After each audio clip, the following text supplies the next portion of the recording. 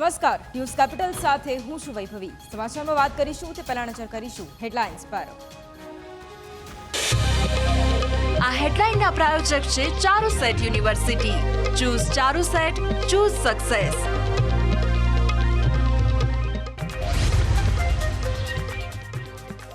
ઓસ્ટ્રિયાના વિયેનામાં પીએમ મોદીએ ભારતીયો સાથે સંવાદ કર્યો। કહ્યું, હિન્દુસ્તાને યુદ્ધ નહીં બુદ્ધ આપ્યા છે। ભારતે હંમેશા વિશ્વને શાંતિ અને ખુશાલી આપી। 2047માં ભારત વિકસિત રાષ્ટ્ર હશે। કોંગ્રેસના પ્રભારી મુકુલ વાસનિકના ગુજરાતના પ્રવાસનો આજે બીજો દિવસ। કચ્છ અને મોરબી જિલ્લા કોંગ્રેસ સમિતિની કારોબારી બેઠકમાં હાજરી આપશે। કાર્યકરોને આપશે જરૂરી માર્ગદર્શન।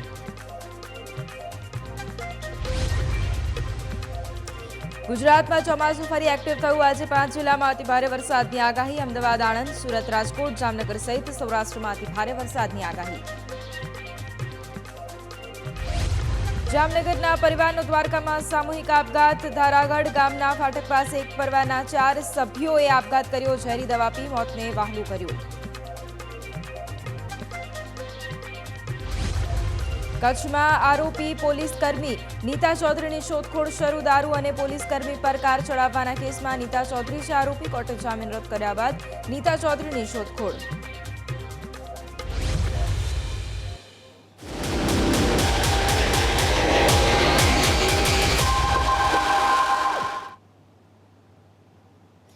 પીએમ મોદી ઓસ્ટ્રિયાના પ્રવાસથી ભારત આવવા માટે રવાના થઈ ગયા છે।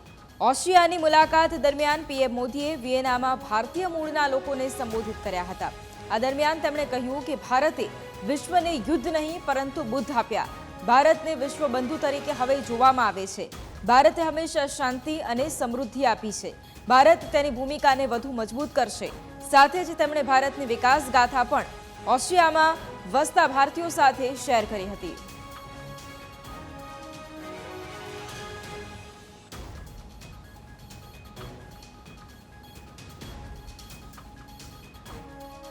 भारत आज क्या सोच रहा है, भारत क्या कर रहा है, इसको लेकर एक बेटर इन्फॉर्म वर्ल्ड बनाना जरूरी है। भारत 1/6 ह्यूमैनिटी को रिप्रेजेंट करता है और ग्लोबल ग्रोथ में भी करीब करीब इतना ही कंट्रीब्यूट कर रहा है। हजारों वर्षों से हम दुनिया के साथ नॉलेज और एक्सपर्टाइज शेयर करते रहे। हमने युद्ध नहीं दिए, हम सीना तान करके दुनिया को कह सकते हैं हिंदुस्तान ने युद्ध नहीं बुद्ध दिए हैं। जब मैं बुद्ध की बात करता हूं तो इसका मतलब है कि भारत ने हमेशा पीस और प्रॉस्पेरिटी ही दी है। इसलिए 21वीं सदी की दुनिया में भी भारत अपनी इस भूमिका को सशक्त करने वाला है। आज दुनिया के लोग भारत के इलेक्शन के बारे में सुनकर हैरान रह जाते हैं। जो चुनाव कुछ सप्ताह पहले ही खत्म हुआ है उसमें 650 मिलियन से ज्यादा लोगों ने वोट डाले हैं।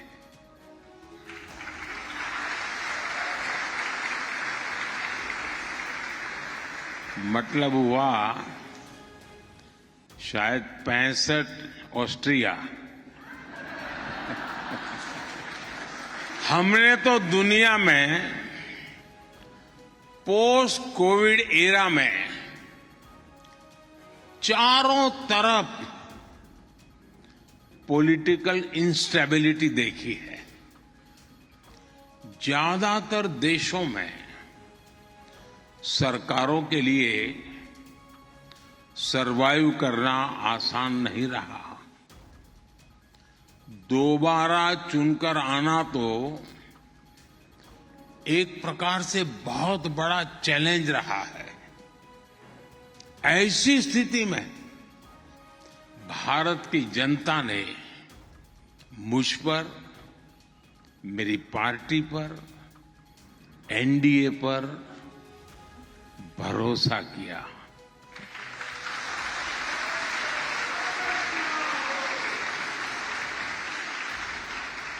ये मैंडेट इस बात का भी प्रमाण है कि भारत स्टेबिलिटी चाहता है, भारत कंटिन्यूटी चाहता है। ઓસ્ટ્રિયામાં પ્રધાનમંત્રી નરેન્દ્ર મોદી અને નોબેલ પુરસ્કાર વિજેતા ઓસ્ટ્રીય ભૌતિકશાસ્ત્રી એન્ટોન ઝિલિગર વચ્ચે મુલાકાત થઈ। આ મુલાકાત દરમિયાન એન્ટોન ઝિલિગર અને પીએમ મોદી વચ્ચે મહત્વની ચર્ચા પણ થઈ છે। પીએમ મોદીને મળ્યા બાદ એન્ટોન ઝિલિગરે આ વિશે નિવેદન પણ આપ્યું। મુલાકાત વિશે માહિતી આપતા કહ્યું કે અમે ક્વોન્ટમ માહિતી, ક્વોન્ટમ ટેકનોલોજી અને આધ્યાત્મિકતાની શક્યતાઓ વિશે ચર્ચાઓ કરી। વધુમાં ઝિલિગરે પીએમ મોદીની આધ્યાત્મિકતા વિશે વાત કરતા કહ્યું, મેં અનુભવ્યું છે કે પીએમ મોદી ખૂબ જ આધ્યાત્મિક વ્યક્તિ અને મને લાગે છે કે આ તે લક્ષણ છે જે આજે વિશ્વના ઘણા નેતાઓમાં હોવું જોઈએ। નોંધનીય છે કે એન્ટોન ઝિલિગર નોબેલ પુરસ્કાર વિજેતા છે અને તેઓ ઓસ્ટ્રિયાના વિશ્વ પ્રસિદ્ધ ભૌતિક વિજ્ઞાની છે।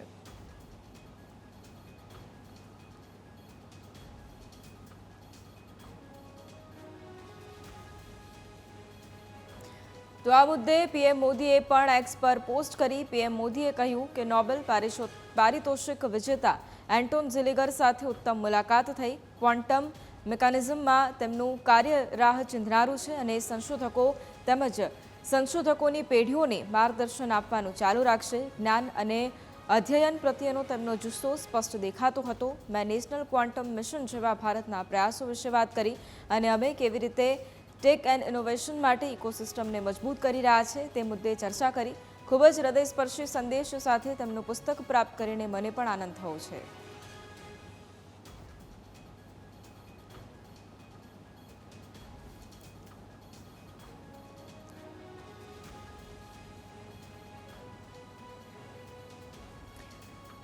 તો પીએમ મોદી ઓસ્ટ્રિયાની મુલાકાતે હતા ત્યારે તેમણે ત્યાં ભૌતિકશાસ્ત્રી સાથે મુલાકાત કરી, જેમાં અનેક મુદ્દાઓ પર તેમની સાથે વાતચીત પણ કરી। પીએમ મોદી ખૂબ આધ્યાત્મિક વ્યક્તિ છે તેવું તેમના દ્વારા પણ કહેવામાં આવ્યું અને બીજી તરફ અનેક મુદ્દાઓ પર ચર્ચા કરવામાં આવી। ઓસ્ટ્રિયામાં જે પ્રમાણે મુલાકાત થઈ તેમાં નોબેલ પુરસ્કાર વિજેતા એન્ટોન ઝિલિગર પીએમથી પ્રભાવિત થઈ ગયા હતા અને પીએમ મોદી ખૂબ જ આધ્યાત્મિક વ્યક્તિ છે તેવું એન્ટોન ઝિલિગરે પણ કહ્યું। તેમની સાથે વાત કર્યા બાદ એમને વાતનો ખ્યાલ આપ્યો અને તેમણે એ પણ કહ્યું કે વિશ્વના જે અન્ય નેતાઓ છે તેમનામાં પણ પીએમ મોદીનો આ ગુણ હોવો જ જોઈએ। ક્વોન્ટમ માહિતી અને જે ટેકનોલોજી છે તેના વિશે પણ તેમની બેઠકમાં ચર્ચા કરવામાં આવી હતી અને નોબેલ પુરસ્કાર વિજેતા એન્ટોન ઝિલિગર પીએમથી પ્રભાવિત જોવા મળ્યા। We discussed about spiritual things. We talked about the possibilities of quantum information, quantum technology, and about how the basic fundamental ideas of quantum physics. But I experienced him as a very spiritual person. And I think this is a feature which many leaders or more leaders in the world should have today. The point is that you support the gifted young people to follow their own ideas. And from them, the really new ideas come. And that is something which can happen in every country, certainly in India. India has a gigantic spiritual and technological past. હવે વાત મોદીની પાઠશાળા વિશે।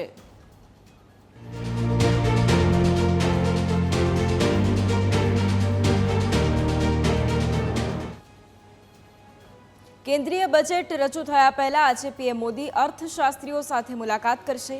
નાણામંત્રી નિર્મલા સીતારમણ 23 જુલાઈએ સંસદમાં કેન્દ્રીય budget રજૂ કરવાના છે, જેને લઈ આજે પીએમ મોદી પ્રખ્યાત અર્થશાસ્ત્રીઓ સાથે મનોમંથન કરશે અને બજેટ મુદ્દે અર્થશાસ્ત્રીઓના વિચારો અને અભિપ્રાયો લેશે।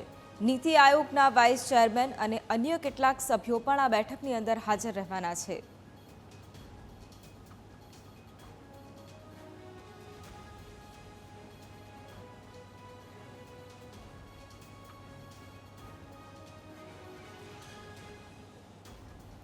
તો આગામી 23 જુલાઈના રોજ કેન્દ્રીય બજેટ છે તે રજૂ થવાનું છે.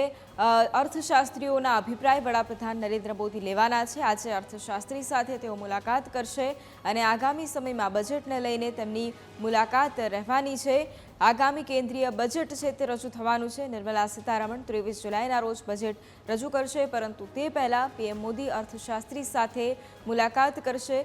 વિદેશ પ્રવાસથી પીએમ મોદી ભારત આવવા માટે રવાના થઈ ચૂક્યા છે અને આજનો દિવસ મહત્વપૂર્ણ, કારણ કે આવનાર બજેટ માટે અને લોકસભાના પરિણામ બાદ આ પહેલું બજેટ હશે કે જે કેન્દ્રીય આ બજેટ કે જેમાં અત્યંત મહત્વપૂર્ણ જે જાહેરાત છે તે પણ કરવામાં આવી શકે છે, પરંતુ તે પહેલાં બજેટ મુદ્દે મનોમંથન કરવામાં આવશે. અર્થશાસ્ત્રીઓના અભિપ્રાયો પણ લેવામાં આવશે. મોરબી અને કચ્છ જિલ્લામાં કોંગ્રેસની વિસ્તૃત કારોબારીની બેઠક મળી. કારોબારીની બેઠકમાં કોંગ્રેસ પ્રભારી મુકુલ વાસનિક ઉપસ્થિત રહેશે. ગાંધીધામ ખાતે કોંગ્રેસ પક્ષની વિસ્તૃત કારોબારી બેઠક યોજાવાની છે. આ બેઠકમાં કોંગ્રેસ પક્ષના નેતા સહિત જિલ્લાના કોંગ્રેસના પ્રતિનિધિઓ પણ હાજર રહેવાના છે. અમદાવાદમાં કોંગ્રેસ કાર્યાલય પર થયેલ હુમલાની ઘટનામાં 5 કોંગ્રેસી કાર્યકર્તાઓની સેશન્સ કોર્ટમાં જામીન અરજી પર આજે સુનાવણી છે અને આજે ચુકાદો પણ સંભળાવશે. ગઈકાલે ભારતીય ન્યાય સંહિતા અને અન્ય કલમો હેઠળ ગુનો દાખલ થયો હોવાની રજૂઆત કરાઈ હતી. પોતાના બચાવમાં આરોપીઓ તરફથી પુરાવા સ્વરૂપે પેનડ્રાઈવ રજૂ કરવા કોર્ટની પરવાનગી મંગાઈ હતી. આરોપીઓએ કહ્યું હતું કે બનાવના દિવસે વહેલી સવારે પણ બીજેપી કાર્યકર્તાઓએ કોંગ્રેસ કાર્યાલય પર તોડફોડ કરી હતી. પોલીસ પર થયેલ હુમલા અંગે સરકાર પક્ષ તરફથી રજૂઆત થઈ. બંને પક્ષોની દલીલો સાંભળ્યા બાદ કોર્ટે ચુકાદો અનામત રાખ્યો. હવે આજે સેશન્સ કોર્ટ ચુકાદો સંભળાવશે. હરણી બોટ દુર્ઘટનાના કોર્ટના આદેશ બાદ હવે અધિકારીઓમાં ફફડાટ વ્યાપી ગયો છે. બંને આઈએએસ સામેની કાર્યવાહીનો સરકારે આવતીકાલ સુધીમાં રિપોર્ટ રજૂ કરવાનો રહેશે. 12 જુલાઈએ વિનોદ રાવ અને એચએસ પટેલ સામે લીધેલા પગલાંની વિગતો છે તે રજૂ કરવી પડશે. 12 જુલાઈ સુધી બંને અધિકારી સામે કાર્યવાહી કરી રિપોર્ટ રજૂ કરવા આદેશ કરવામાં આવ્યો છે. સરકાર પાસે કાર્યવાહી કરવા માટે આજ સુધીનો સમય છે. 12 જુલાઈએ કાર્યવાહીનો સરકારે રિપોર્ટ રજૂ કરવાનો છે. સરકારને બહાનું ન મળે તે માટે હાઈકોર્ટે સ્પષ્ટ આદેશ કર્યો છે. કયા નિયમો હેઠળ કાર્યવાહી કરવી એ પણ ઓર્ડરમાં તેનો ઉલ્લેખ કરવામાં આવ્યો છે. All India services discipline and appeal rules 1969 અને ઓલ ઇન્ડિયા સર્વિસીસ ડેથ કમ રિટાયરમેન્ટ બેનિફિટ્સ રૂલ્સ 1958 હેઠળ કાર્યવાહી કરવા માટે સૂચના આપવામાં આવી છે. સંવાદદાતા જયેશ ફોન લાઈન પર છે. જયેશ, હરણી બોટ દુર્ઘટનામાં હવે હાઈકોર્ટનો આ સ્પષ્ટ આદેશ છે. અધિકારીઓ વિરુદ્ધ જે કાર્યવાહી કરવાની માંગ પણ છે, રિપોર્ટ પણ સોંપવામાં ખાસ હાઈકોર્ટે વાત કરી છે. શું વધુ અપડેટ મળી રહી છે? જી વૈભવી, ચોક્કસથી જે પ્રકારે હરણી બોટ કાંડમાં હાઈકોર્ટનો જે લેખિત આદેશ આવ્યો અને ત્યારબાદ હવે સરકાર માટે છે તે આજનો દિવસ ખૂબ જ મહત્વનો છે, કારણ કે જે બંને પૂર્વ કમિશનરો છે તેમની સામે શિક્ષાત્મક પગલાં લેવા માટે આદેશ છે તે હાઈકોર્ટ દ્વારા કરવામાં આવ્યો છે અને આવતીકાલે આ મુદ્દા ઉપર વધુ સુનાવણી છે તે હાથ ધરાવવાની છે. ત્યારે સરકારની મુશ્કેલી એ છે કે જે અત્યારના હાલના શિક્ષણ સચિવ છે કે જે તત્કાલીન મનપા કમિશનર રહી ચૂક્યા છે એવા વિનોદ રાવ અને જે નિવૃત્ત થઈ ચૂક્યા છે એવા એચએસ પટેલ સામે શિક્ષાત્મક પગલાં છે તે આજના દિવસ સુધીમાં લેવાના છે, કારણ કે શું પગલાં લીધા તેની જાણ આવતીકાલે કરવાની છે. એટલે આવતીકાલે હાઈકોર્ટમાં સુનાવણી હાથ ધરાય એ પહેલા સરકારે આજે છે તે કાર્યવાહી કરવી પડે એ પ્રકારની સ્થિતિ છે. એટલે આજના દિવસમાં અથવા તો મોડી રાત સુધીમાં સરકાર છે તે કોઈ નિર્ણય આ બંને અધિકારીઓ સમક્ષ લઈ શકે છે એ પ્રકારની શક્યતા છે તે હાલ જોવા મળી રહી છે, કારણ કે આવતીકાલે હાઈકોર્ટમાં એ જવાબ રજૂ કરવાનો છે કે આ બંને અધિકારીઓ વિરુદ્ધ જે શિક્ષાત્મક પગલાંનો આદેશ કરવામાં આવ્યો છે તે લીધા છે કે નહીં. એટલા માટે આજે સરકાર છે તે કોઈ મોટો નિર્ણય આ બંને અધિકારીઓ સમક્ષ લઈ શકે એ પ્રકારની શક્યતા છે તે હાલ જોવા મળી રહી છે. આભાર જયેશ તમામ જાણકારી માટે.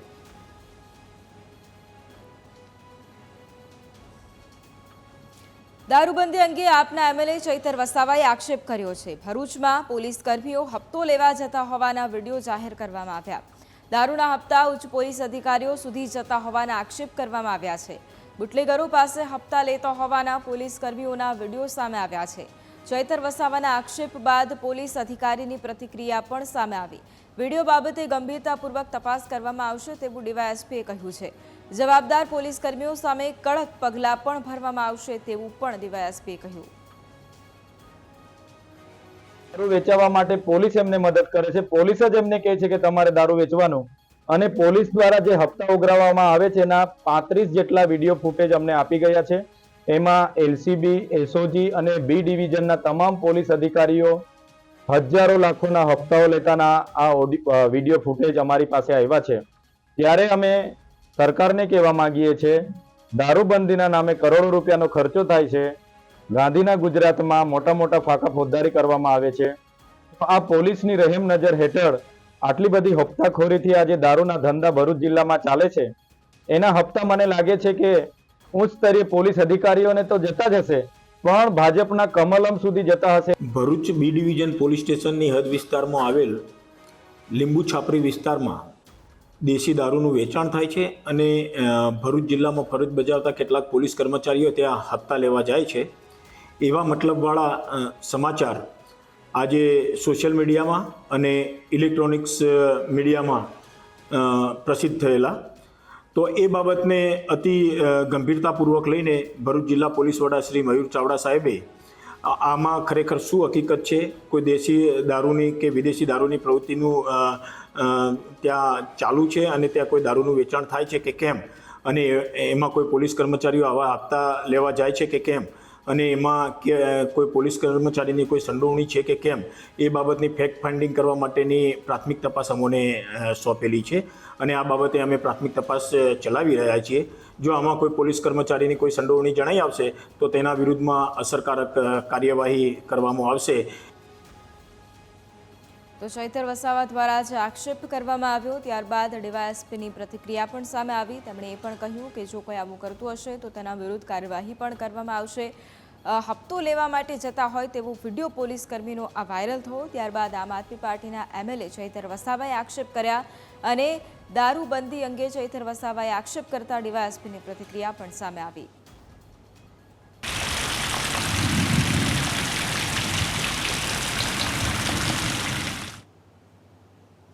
ગુજરાતમાં ચોમાસું ફરી એક્ટિવ થયું છે. રાજ્યના કેટલાક વિસ્તારોમાં આજે ભારે વરસાદ પડશે. અમદાવાદ, આણંદ અને સુરતમાં અતિ ભારે વરસાદ વરસી શકે છે. રાજકોટ, જામનગર સહિત સૌરાષ્ટ્રમાં અતિ ભારે વરસાદની આગાહી કરવામાં આવી છે. આગામી 7 દિવસ વરસાદી માહોલ રહેવાની હવામાન વિભાગે આગાહી કરી છે.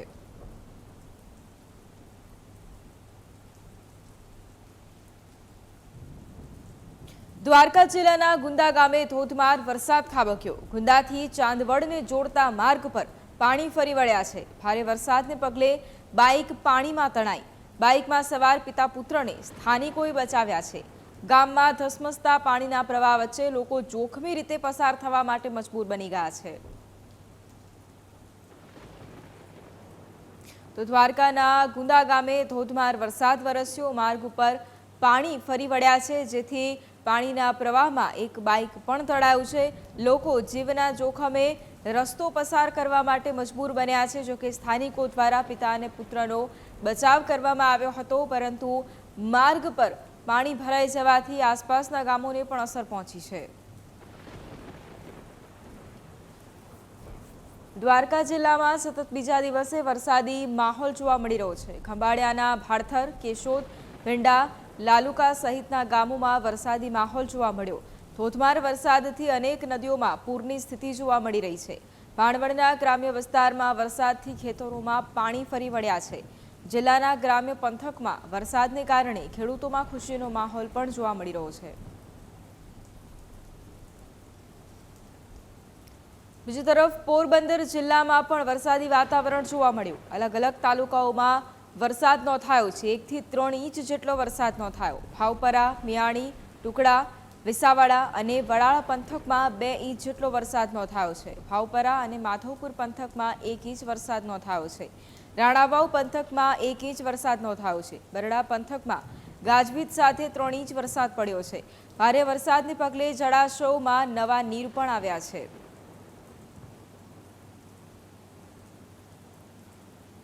ઉત્તરાખંડના ચમોલીમાં પાતાળ ગંગા વિસ્તારમાં ભયાનક ભૂસ્ખલનની ઘટના બની છે, જેના કારણે જોશીમઠ બદ્રીનાથ હાઈવે તાત્કાલિક ધોરણે બંધ કરી દેવામાં આવ્યો છે. જોકે હજુ સુધી કોઈ જાનહાનિ થયાના સમાચાર નથી મળ્યા. ચમોલી જિલ્લામાં પ્રવાસીઓની નજર સામે ભયાનક ભૂસ્ખલન થતાં લોકો ભયભીત બન્યા હતા. થોડી જ ક્ષણોમાં પહાડનો મોટો હિસ્સો તૂટી પડ્યો હતો. લોકોએ આ ઘટનાનો વિડીયો પણ રેકોર્ડ કર્યો હતો. ભૂસ્ખલન થયા બાદ પર્વતનો કાટમાળ રસ્તા પર પડ્યો હતો. આ કારણે જોશીમઠ બદ્રીનાથ હાઈવે બંધ કરી દેવામાં આવ્યો હતો.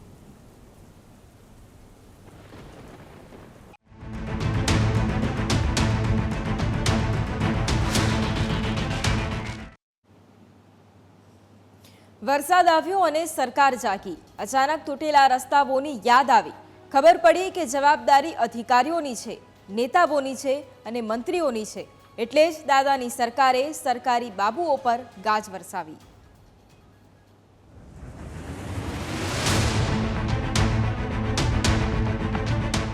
સીએમ ભૂપેન્દ્ર પટેલની બાબુઓ પર ફરી એકવાર ગાજ. વહેલી તકે ખાડા રાજ ખતમ કરવા આપ્યા આદેશ.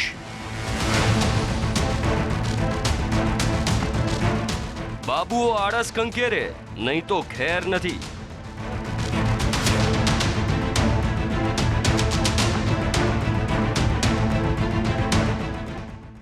રાજ્યમાં મેઘરાજાની ધમાકેદાર એન્ટ્રીએ તંત્રની પોલ ખોલી નાખી છે.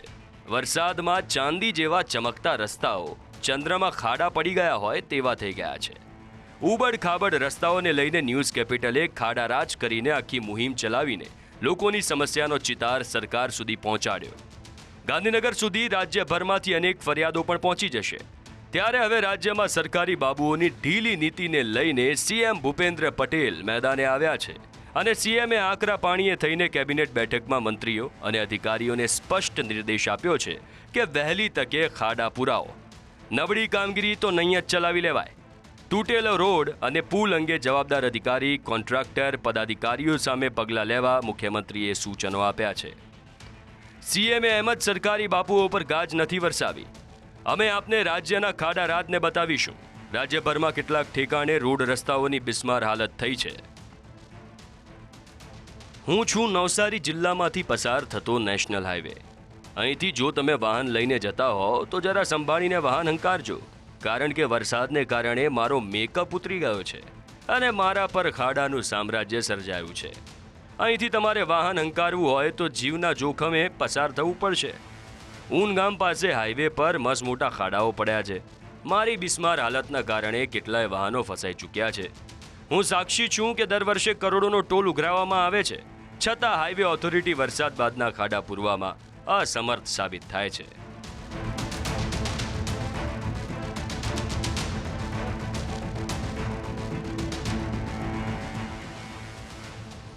હું છું નવસારીની બાજુમાં આવેલો જિલ્લો વલસાડ. હાઈવે ઓથોરિટીની બેદરકારીના કારણે પ્રજાને હાલાકી ભોગવવાનો વારો આવ્યો છે. મારી હાલત તો નવસારીના રસ્તાથી પણ ખરાબ છે, કારણ કે વાઘલધરાથી ભિલાડ સુધીના 60 કિલોમીટરના રસ્તા પર ખાડાઓ પડી ગયા છે.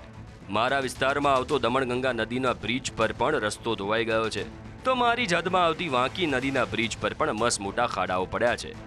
નેશનલ હાઈવે ઓથોરિટીના હલકી ગુણવત્તા અને ભ્રષ્ટાચારભરી કામગીરીના કારણે પ્રજાએ ભોગવવાનો વારો આવ્યો છે.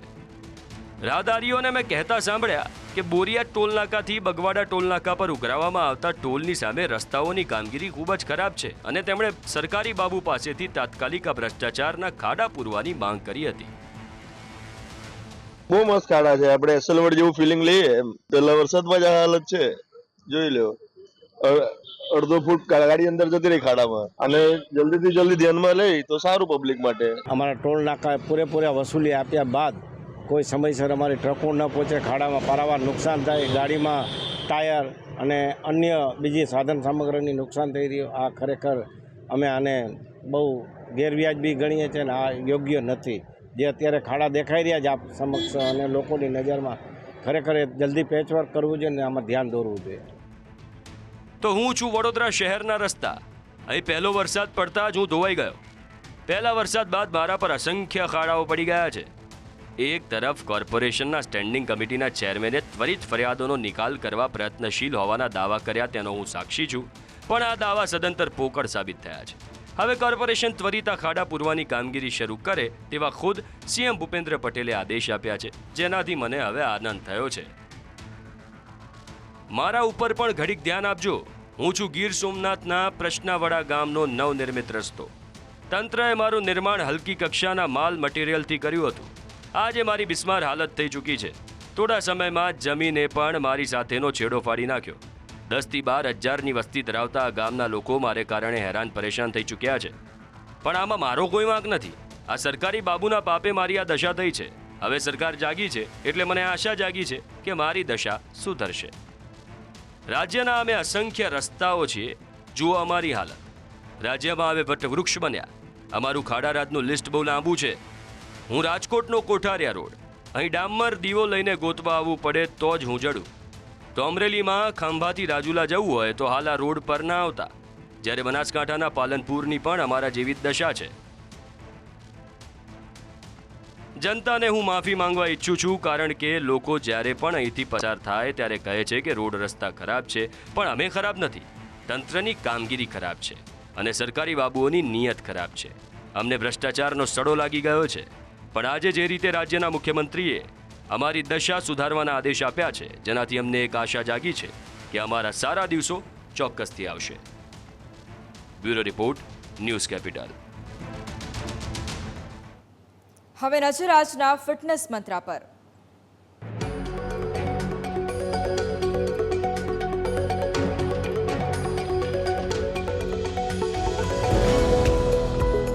નમસ્કાર, તિરુપતિ પ્રેઝેન્ટ્સ ફિટનેસ મંત્રામાં આજે વાત કરીએ કે રેગ્યુલર 20 થી 30 મિનિટ અને 5 થી 7 કિલોમીટર ચાલવાથી તમને કેટલા ફાયદા થશે.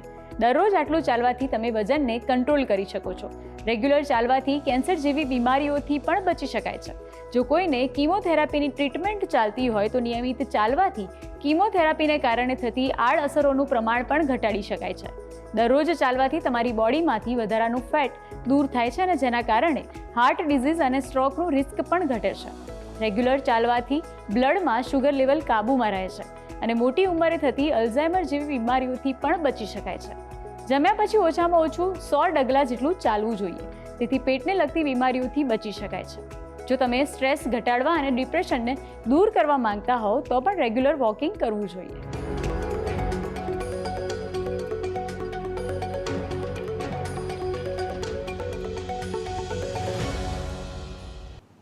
વિરામ બાદ નજર હેડલાઇન્સ પર.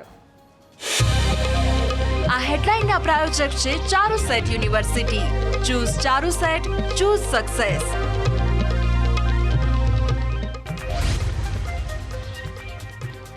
ઓસ્ટ્રિયાના વિયેનામાં પીએમ મોદીએ ભારતીયો સાથે સંવાદ કર્યો. કહ્યું, હિન્દુસ્તાને યુદ્ધ નહીં બુદ્ધ આપ્યા. ભારતે હંમેશા વિશ્વને શાંતિ અને ખુશાલી આપી. 2047માં ભારત વિકસિત રાષ્ટ્ર હશે. કોંગ્રેસના પ્રભારી મુકુલ વાસ્તિકના ગુજરાત પ્રવાસનો આજે બીજો દિવસ. કચ્છ અને મોરબી જિલ્લા કોંગ્રેસ સમિતિની કારોબારી બેઠકમાં હાજરી આપશે. કાર્યકરોને આપશે જરૂરી માર્ગદર્શન. ગુજરાતમાં ચોમાસું ફરી એક્ટિવ થયું. આજે 5 જિલ્લામાં અતિભારે વરસાદની આગાહી. અમદાવાદ, આણંદ, સુરત, રાજકોટ, જામનગર સહિત સૌરાષ્ટ્રમાં અતિભારે વરસાદની આગાહી.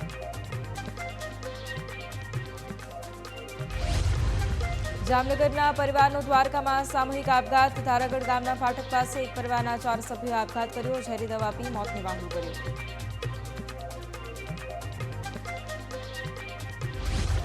કચ્છમાં આરોપી પોલીસકર્મી નીતા ચૌધરીની શોધખોળ શરૂ. દારૂ અને પોલીસકર્મી પર કાર ચડાવવાના કેસમાં નીતા ચૌધરી છે આરોપી. કોર્ટે જામીન રદ કર્યા બાદ નીતા ચૌધરીની શોધખોળ.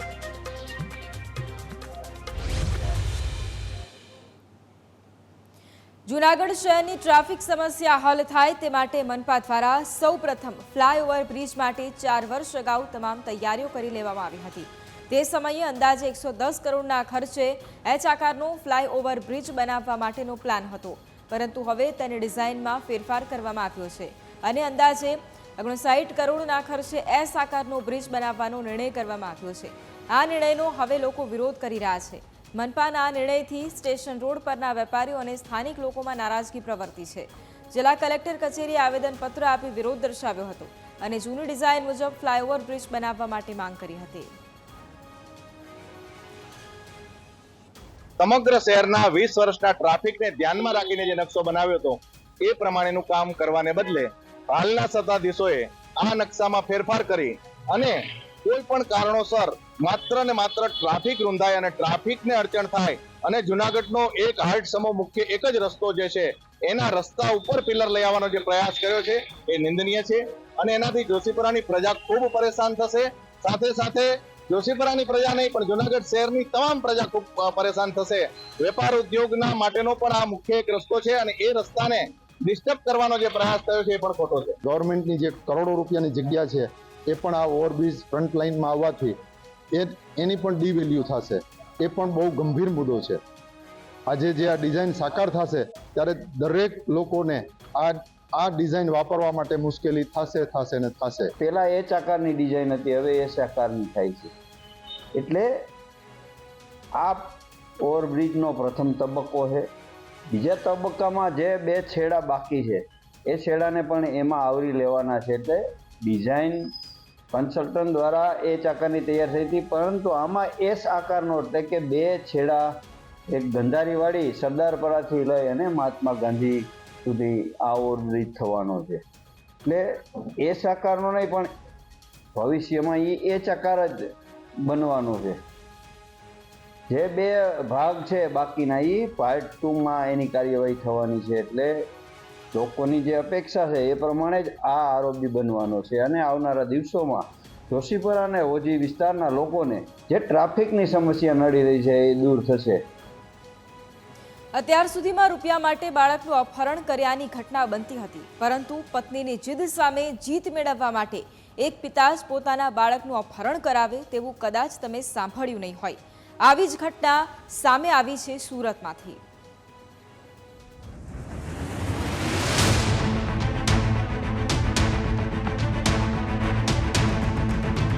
આ તે કેવા માવતર. 5 વર્ષીય બાળક ગુમ. પિતા જ નીકળ્યો અપહરણ કરતા.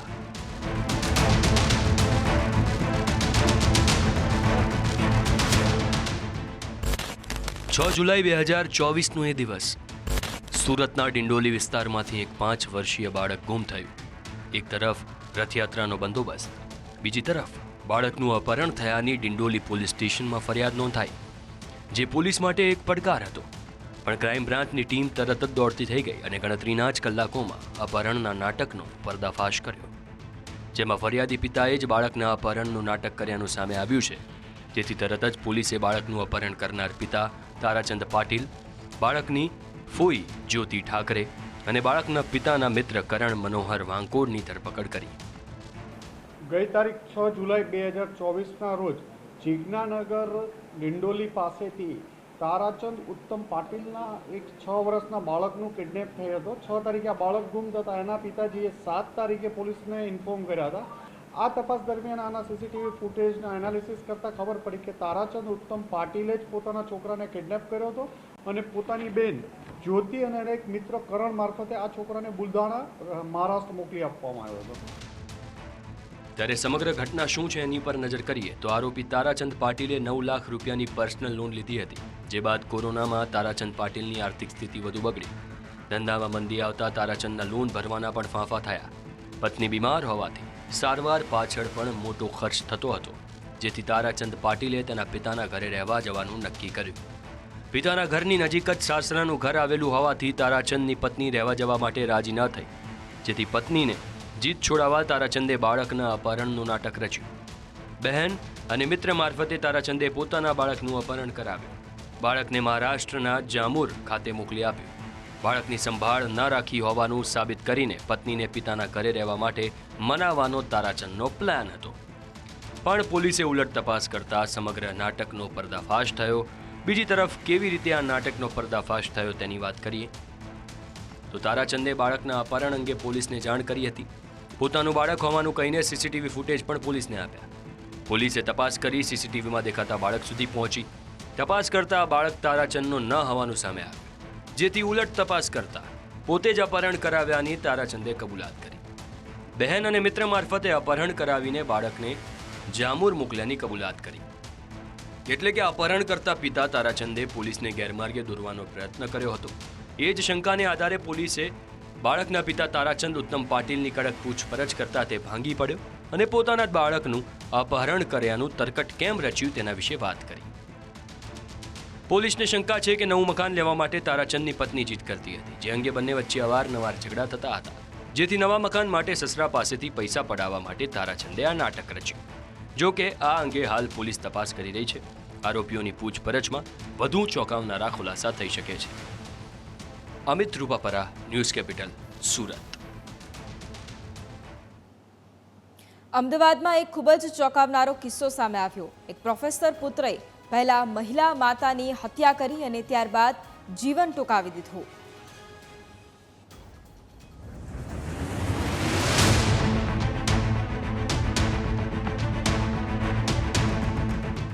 એક પુત્રએ કરી સખ્ખી જનેતાની હત્યા. માતાને માર્યા બાદ પોતે પણ જીવન ટૂંકાવ્યું.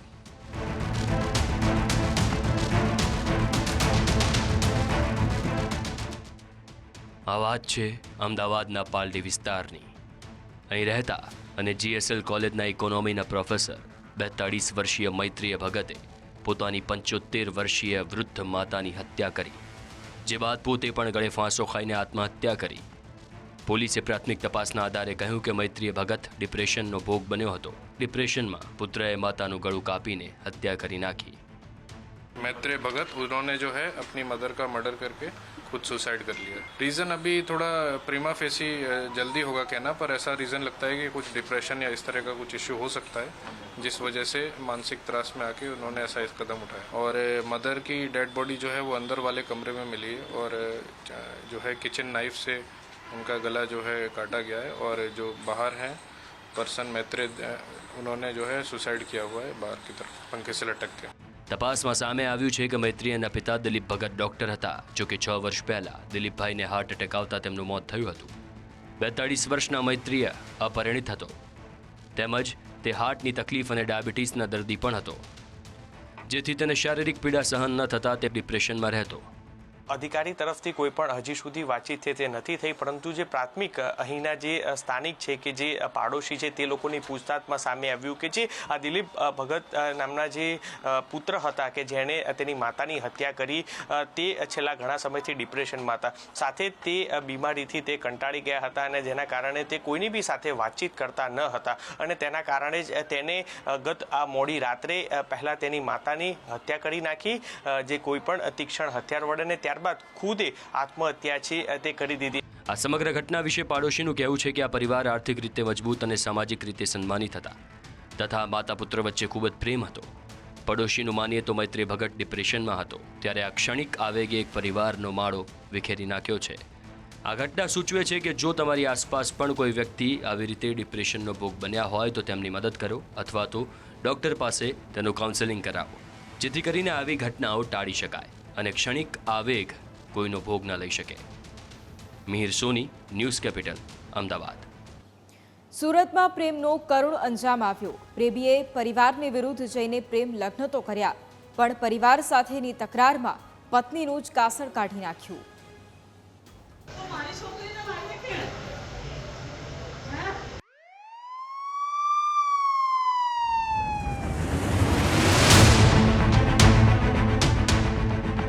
પ્રેમ લગ્નનો કરુણ અંજામ. પરિવાર ન માનતા કરી પત્નીની હત્યા.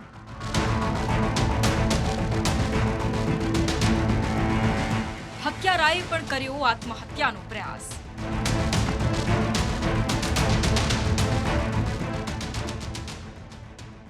સુરતના પાલ વિસ્તારમાં આવેલી હોટલના એક રૂમમાં પતિએ ખૂની ખેલ ખેલતા પોલીસ દોડતી થઈ ગઈ હતી.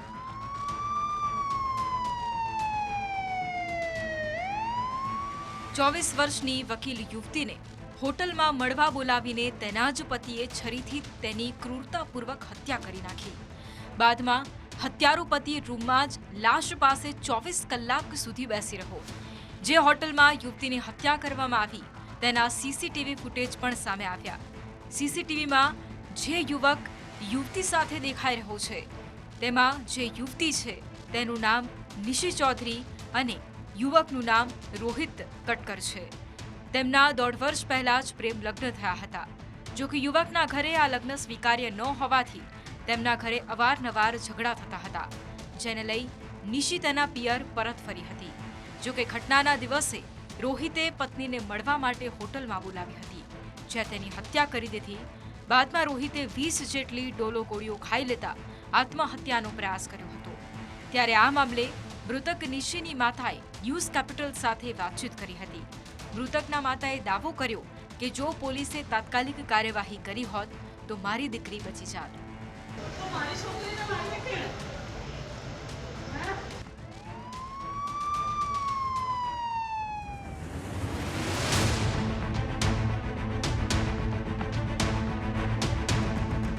હા, આપણે ઇમરજન્સી આપણે કોને કહીએ? આપણે એમ કહીએ છીએ કે ભાઈ ટ્રેસ થવું જોઈએ. લોકેશન આતે તો તમે લાઈવ લોકેશન મૂકો તો તમે ટ્રેસ કરી શકો છો. તો મા બાપ હાજર છે, કે છે, વિનંતી કરે છે, બધું કે રડી રડીને કહ્યું છે, ચિલ્લાઈને કહ્યું છે. પણ અમે જે ટાઈમે હતા પોલીસ સ્ટેશન, તો કદાચ મને એવું લાગે છે કે ઘટના બની ન હોત અથવા બનેલી હોત તો પણ કદાચ બચાવવાનો ચાન્સ બી રહેતે અને આરોપી ત્યારે જ પકડાઈ ગયો હોત એવું અમને લાગે છે. અમને તો કદાચ એવું લાગે છે કે કદાચ થતે જ નહીં, કદાચ અમે એને બચાવી શક્યા હોત. તો આ તરફ પોલીસે પોતાનો બચાવ કરતા કહ્યું કે જો ફરિયાદ આપી હોત તો પોલીસ દ્વારા કાર્યવાહી કરાઈ હોત. લોકેશન માટે એમને પીએસવાય કહ્યું હતું, કારણ કે બંને મેજર છે ઉંમરના. બીજું એમણે પોતે જણાવેલું હતું કે એમના પતિ પણ ઘરેથી મિસિંગ છે, એટલે પતિ અને પત્ની બંને મિસિંગ હતા. એટલે એમણે કહ્યું કે તમારે જો કોઈ લોકેશન કે સીડીઆર કે વિગત જોઈતી હોય તો તમે મિસિંગની જાહેરાત આપી દો, કારણ કે બંને ઉંમરલાયક છે. તો એ પ્રમાણે પ્રોસિજર કરી અને એ લોકેશનને મંગાવી લેતા. પણ એમણે પોતે એમનો જે પણ વિચાર કર્યો હોય જે તે સમયે એમણે લિખિતમાં આપ્યું હતું કે અત્યારે હાલમાં અમારે કંઈ કરવું નથી. તો આ તરફ નિશી ચૌધરીના મોતને લઈને પોલીસની કામગીરીને લઈને કેટલાક સવાલો ઊભા થાય છે. મૃતકની માતાએ જાણ કર્યા છતાં પણ પોલીસે આ ઘટનાને કેમ ગંભીરતાથી ન લીધી? આવી ઘટનાઓમાં આખરે પોલીસ ક્યારે આળસ મરડશે? માતાની ફરિયાદ પોલીસે કેમ ન લીધી? યુવતીની માતાના કહેવા છતાં પણ પ્રાયોરિટીના ધોરણે પોલીસે લોકેશન ટ્રેસ કેમ ન કર્યું? પોલીસની ઢીલી નીતિથી ક્યાં સુધી લોકોના જીવ જશે? પોલીસ પ્રજાની રક્ષા કરવામાં કેમ પાંગડી સાબિત થઈ રહી છે? પોલીસની બેદરકારીને લીધે ક્યાં સુધી લેવાશે લોકોના જીવ? તો આ તરફ આ ઘટનાને લઈને પોલીસ દ્વારા જોઈએ તેવી કાર્યવાહી ન કરવામાં આવતા મૃતક યુવતીના પરિવારે પોલીસ કમિશનરને રજૂઆત કરી છે અને પોલીસની કામગીરી ઉપર પણ સવાલો ઉઠાવ્યા છે. યુવતીના પરિવારનો આરોપ છે કે હત્યારા રોહિતને પોલીસ દ્વારા સગવડતા આપવામાં આવી રહી છે. Amit Rupapara, news capital, Surat. વડોદરાની એસએસજી હોસ્પિટલની ઘોર બેદરકારી સામે આવી. તંત્રના પાપે દર્દીઓ હેરાન થઈ રહ્યા છે. ચાલતા ચાલતા બોટલ ચડાવવા દર્દીઓ મજબૂર બન્યા છે. હાથમાં બોટલ લઈને ચાલતા નજરે પડ્યા છે દર્દીઓ. દર્દીનો વિડીયો વાયરલ થતા હોસ્પિટલ તંત્ર સવાલોના ઘેરામાં છે. સ્ટ્રેચર સહિતની સુવિધા હોવા છતાંય દર્દીઓને હાલાકી કેમ પડી રહી છે? સ્વેટરનરની અને સ્ટ્રેચર શોભાના ગાંઠિયા સમાન છે. સુવિધા હોવાના દાવા કરાય છે, પણ દર્દીઓને કેમ સુવિધા નથી મળતી? વડોદરાની એસએસજી હોસ્પિટલમાં બેદરકારીનો આ એક વધુ મામલો અને તાત્કાલિક વિભાગમાં સ્ટાફની અછત હોય તેવા દ્રશ્યો જોવા મળ્યા. 20 સર્વન્ટની સામે તાત્કાલિક વિભાગમાં 10નો જ સ્ટાફ જોવા મળ્યો. હોસ્પિટલે સર્વન્ટ સ્ટાફ માટે ઇજારદારને કોન્ટ્રાક્ટ આપવામાં આવ્યો છે. અધિકારીઓ અને ઇજારદાર વચ્ચે મિલીભગતની ચર્ચાઓએ પણ જોર પકડ્યું છે. ના ભાઈ મારા ભાઈ મને બોલાવે છે, અમને આવે છે કે બધા ટેબલ લઈ જાઓ કે વ્હીલચેર બાઈક આવે છે લઈ જાઉં કીધું છે અમને. હોસ્પિટલ તરફથી કોઈ માણસ આપવામાં નથી આવ્યો?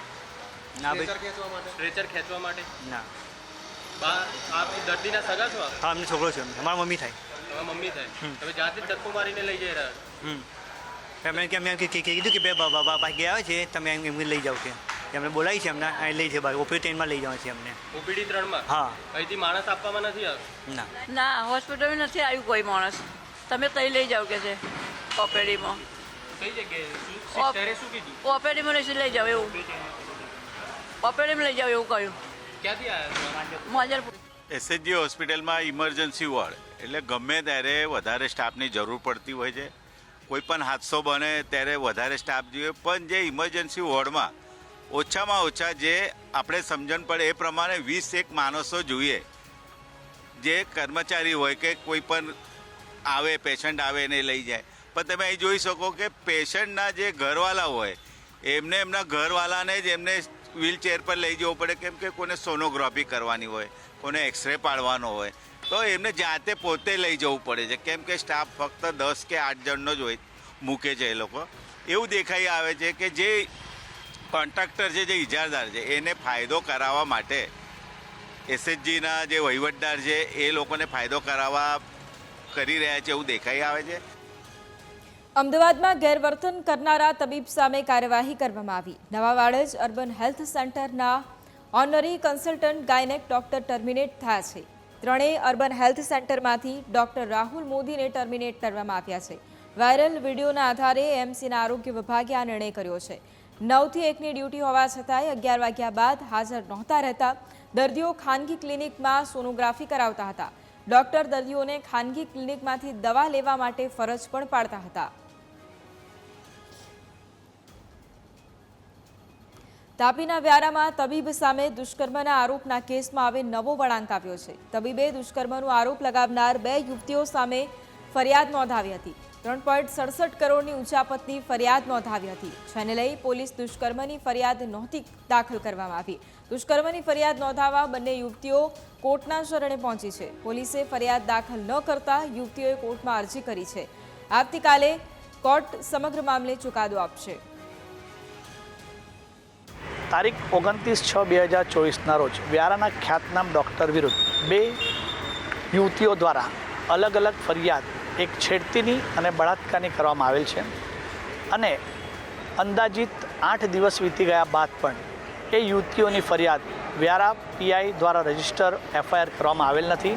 અને તે બાબતે યુવતીઓ દ્વારા મને એડવોકેટ તરીકે રોકીને હાલમાં ગઈકાલે 8/7/2024ના રોજ નામદાર વ્યારાના ચીફ જ્યુડિશિયલ મેજિસ્ટ્રેટ સાહેબ સમક્ષ એ એફઆઈઆર નથી નોંધવામાં આવી તે બાબતને લઈને કમ્પ્લેન અને એપ્લિકેશન ફાઇલ કરવામાં આવેલ છે. સુરતમાં કોઈપણ ગેરકાયદેસર પ્રવૃત્તિ કરી તો પોલીસના દંડા તેમના માટે તૈયાર જ છે. સુરત પોલીસે ગેરકાયદે બાંધકામ કરનારાઓ અને આતંક ફેલાવનારાઓ પર લાલા કરી છે. શહેરના લીંબાયત વિસ્તારના માથાભારે હાસિમ ભૈયા ગેંગના માસ્ટર હાસિમની પોલીસે ધરપકડ કરી છે. હાસિમ ભૈયા ગેંગે એક યુવક અને તેના પિતા પર પાઇપ, ફટકા અને બેલ્ટ સાથે હુમલો કર્યો હતો, જે બાદ લોકોમાં તેનો ડર દૂર કરવા પોલીસે હાસિમની ધરપકડ કરી સરઘસ કાઢ્યું. જ્યારે લીંબાયત વિસ્તારમાં હાસિમે મંદિર પાસે મનપાની જગ્યા પર ગેરકાયદે જીમ પણ બનાવ્યું હતું, જે ગેરકાયદે બાંધકામ હોવાથી દૂર કરવામાં આવ્યું. आज लिम्बायत के भावना नगर सोसाइटी में हाशिम सिद्दीकी नाम का जो असामाजिक व्यक्ति है, उसने गैर कानूनी तौर पर जो एंक्रोचमेंट किया है, उस एंक्रोचमेंट के ऊपर एसएमसी की टीम के साथ डीसीपी एसओजी की टीम और जोन 2 की टीम मिलकर ये कार्रवाई कर रहे हैं. वो डिमोलिशन की कार्रवाई अभी जारी है. उसने यहाँ पे एक जिमखाना और एक क्रिकेट बॉक्स का वो बनाया स्ट्रक्चर बनाया था. वो स्ट्रक्चर गिराने की प्रक्रिया अभी जारी है. હાસિમ સિદ્દીકી જે છે જે હમણાં જે એક લેટેસ્ટ એણે એની વિરુદ્ધમાં એક ગુનો દાખલ કર્યો છે કે એની સોસાયટીની અંદર એણે એક મારામારી કરેલી અને એમાં એનું નામ સામે આવ્યું છે. ત્યારબાદ ખબર પડી કે એણે એન્ટી સોશિયલ માણસ એના વિરુદ્ધ 20થી વધારે ગુના દાખલ થયા છે. એટલે એની ખબર પડી કે એસએમસીની જગ્યા ઉપર એણે જીમ બનાવ્યું છે અને એક ક્રિકેટનું બોક્સ બનાવેલું છે. તો ત્યારબાદ ઝોન 2 અને એસઓજીની સિનિયર અધિકારી સાથેની ટીમો અહીંયા હાજર છે અને એક મેસેજ છે કોઈ પણ અસામાજિક તત્વ કે જો તમે લો એન્ડ ઓર્ડરની પરિસ્થિતિ બગાડશો તો તમને કોઈ રીતે છોડવામાં નહીં આવે. જે પણ તમારું ગેરકાયદેસર હશે તમામ નેસ્ત નાબૂદ કરવામાં આવશે. મહેસાણાના ઊંઝામાં હોટલ પર દાદાગીરીનો વિડીયો વાયરલ થયો છે. મહાદેવ હોટલ પર જમવાના રૂપિયા ચૂકવવા મુદ્દે બબાલ થઈ હતી. વિક્રમ ઠાકોર ઉર્ફે વસૂલી ગેંગની દાદાગીરી સામે આવી. અસામાજિક તત્વોએ હોટલમાં તોડફોડ કરી અને આતંક મચાવ્યો છે. વસૂલી ગેંગના સભ્યો કોઈ પણ હોટલમાં જમવાના રૂપિયા નથી ચૂકવતા.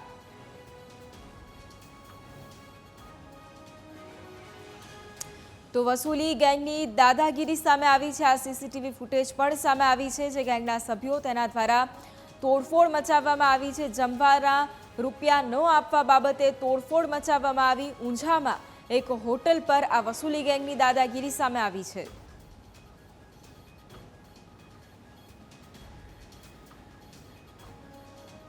મહેસાણાના વિસનગરમાં જીમ માલિકની દાદાગીરી સામે આવી. સ્વસ્તિક કોમ્પ્લેક્સમાં આવેલ જીમ માલિકે મારામારી કરી છે. કાર પાર્કિંગ કરવા મુદ્દે દુકાનદાર પર હુમલો કર્યો છે. બાબુસિંહ ઠાકોર નામના દુકાનદારને ઢોર માર માર્યો છે. જતીન પટેલે દુકાનમાં ઘૂસીને ઢસડીને માર માર્યો. બંને લોકોએ સામસામે ફરિયાદ પણ નોંધાવી છે.